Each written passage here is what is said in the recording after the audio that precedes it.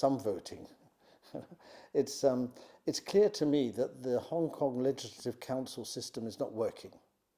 And the reason it's not working is because it's still stuck in the 1990s. Governor Patton created a sharp division in the Legislative Council in the 1990s, and it seems to me that's still the nature of the characteristic of the Legislative Council. And I think if I was Carrie Lam and people in Beijing, I would have a long, hard think about how to create a new representative body that looked forward into the Greater Bay Area, into how to be in all the different cities in the Greater Bay Area, how to be in Southeast Asia, how to build Hong Kong going forward, not looking backwards to this old argument which is dead, which is the one about democracy. That's not going to happen.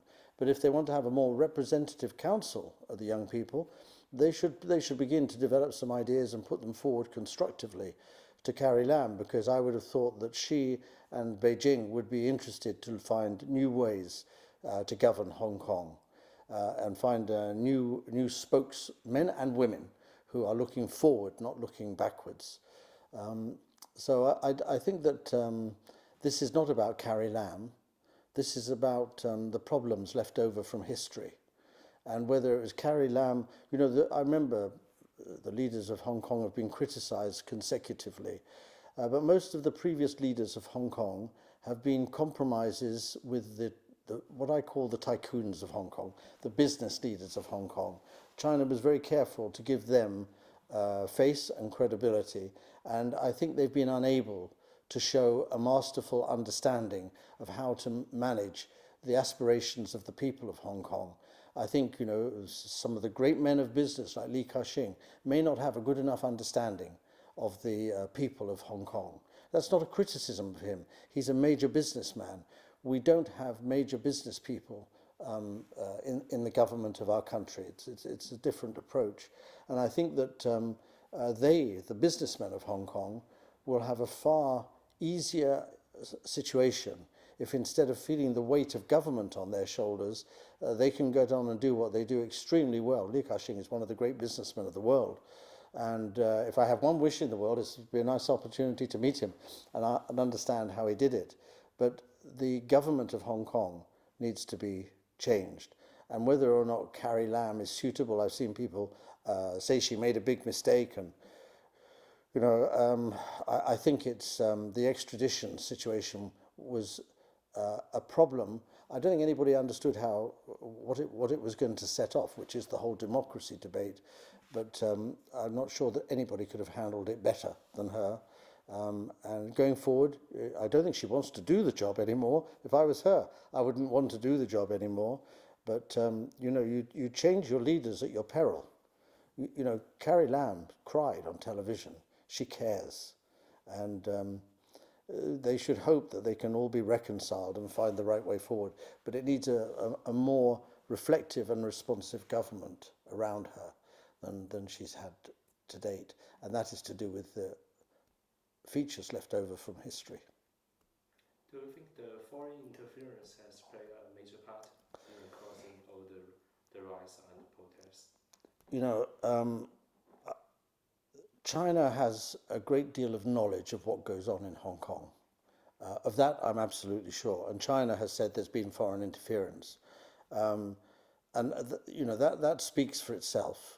I have no knowledge of foreign interference, and I wouldn't want to assert foreign interference because then people would say, what do you know about it? And it takes away. The point is that China has captured some events on camera that give rise to their argument that there's been foreign interference, and I hear all sorts of stories. If there's been foreign interference, it will fail. There's no doubt in my opinion. And the Hong Kong people will fail because if there's been foreign interference, China will kill it. There's no doubt about it. There's no way that the Chinese or the Russians can influence the American political process. It'll be killed by the Americans. And if the people from abroad try to influence the Chinese political process, it won't work. So if they've been trying to do it, it will have a bad effect on those countries' relationship with China and on the people of Hong Kong. I think that what is clear is that the international situation and the international media has had an effect on the young people of Hong Kong. And I think China needs to think about that very carefully. But if I was running some of these major international media organizations, I would wonder when I see the fighting in the streets if that's really what I wanted to create. I might believe, if I was the editor of a major newspaper, I may believe that China needs to convert to democracy, but I wouldn't like to see somebody lying in the streets of Hong Kong, whether they were policemen or demonstrators with blood, because that wouldn't be something that I could countenance on my conscience. So I think it's important for everybody to get together and call, in my opinion, for 6 months of nothing. Let's have 6 months without demonstrations, without violence, and let people talk to each other. It's not entirely different from what we're beginning to walk into with Brexit. If you don't have the space to think and talk without battles going on in the streets, absorbing your attention, then you don't get much new and original thinking. So let's try and remove the influence of the international media on the people in Hong Kong, and the best way to do that is to have a period without demonstrations. I'm not against demonstrations. I was a student leader when I was a young man, and if anybody had said to me, don't have a demonstration, I would have been very upset with them. As you get older, you do get some greater experience and maybe some more wisdom, and in a situation like this in Hong Kong, or a situation like we're entering now in Brexit, it may be better to have less tensions for a while. Okay, we'll move to the past of the 70th anniversary of the founding of Okay. China. How do you see the China's development in the latest 70 years since its founding? Do you think? It's just amazing, isn't it? You know, when China was founded, I was 1 year old. And my father started working with China when I was 3 years old. And my father started his business with China when I was 4 years old, and he made his first visit to China when I was 5 years old. And I spent many years working with my father. As a young man, I used to argue with my father a lot, but when we worked together, I used to enjoy gaining his experience and wisdom and advice. And he told me the terrible stories of the poverty,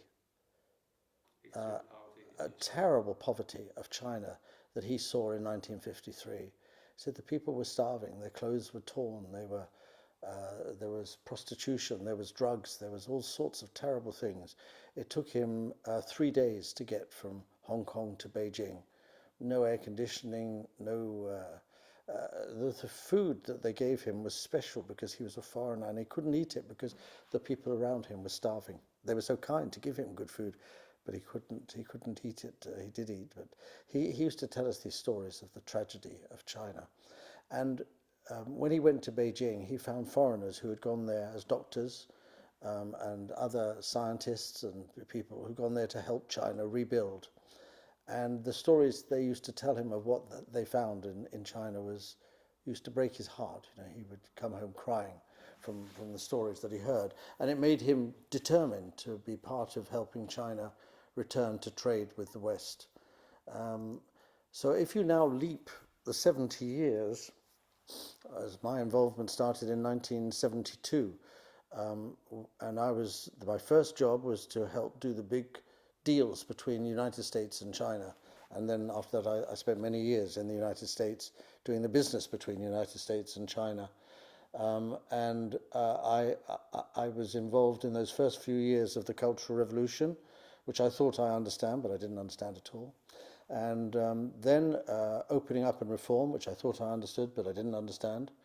I didn't understand that opening up and reform was essentially about agriculture, about being able to create modernized, mechanized agriculture to enable the people of China to be fed. You know, a good crop of wheat in 1978, 77, 78, that period, which was necessary to avoid spending China's foreign exchange on importing food, which affected our business with China. A good crop was about 275 to 280 million tons. The crop today is 600 million tons.